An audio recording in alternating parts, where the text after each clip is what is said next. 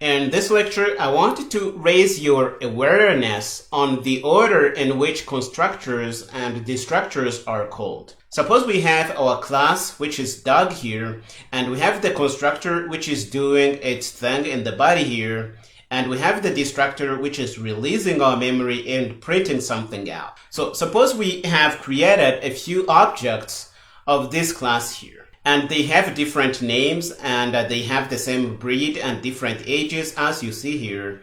And if we run this code in main, what do you think we'll see printed from the constructors and the destructors? If you asked me and I was learning about C++, I would say that the constructors are going to be called in order. Dog1, dog2, dog3, dog4, they are going to be constructed in this order, and the destructors would be called in the same order.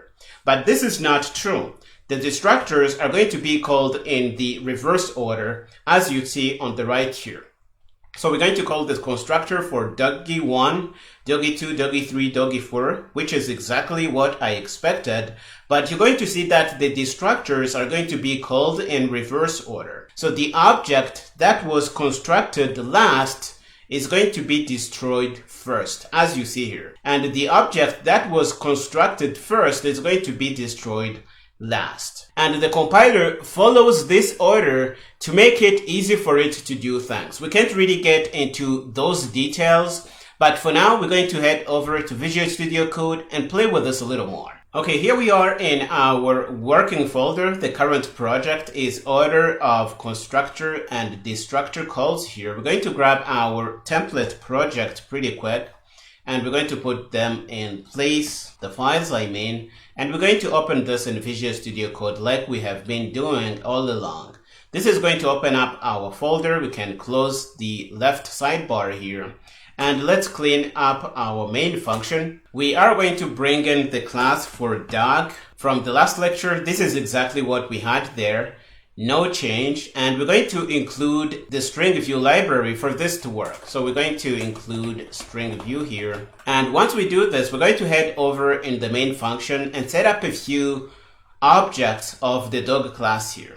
But before we go there, notice that we have a few stdcout statements in our constructor and destructor, and we want to see the order in which they are called.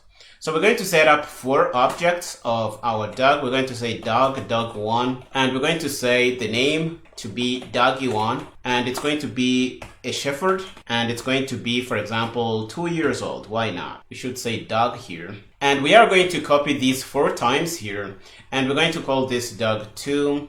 The other is going to be dog3, and this is going to be dog4. And we're going to say the same thing here, doggy2, 3, and 4. The names are what is really important because we're going to see them printed out here. But if you want, you can change the ages. Let's make this a 3, let's make this a 5, let's make this a 1, why not, for doggy4. And now we're going to run our program. If we run it, we're going to see the constructors called in the order doggy1, doggy2, doggy3, doggy4, and the destructors are going to be called in the reverse order, doggy4 all the way to doggy1. Let's build and show you that this is actually the case. So the build is good. We can bring up a terminal and really run this. Let's clear and run Rooster.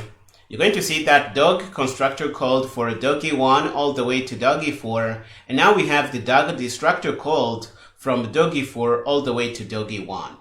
And the compiler is going to enforce this order for calling constructors and destructors because it makes it easy for it to manage the memory of objects. For example, if dog1 has been around for a long time, and it has because it's going to be around before dog1, if you delete dog1 after dog4 here, there might be other objects that depend on dog1. So that's why the object that was created last is deleted first, because chances for other objects to depend on that last object are really slim, and you can delete it without any problem.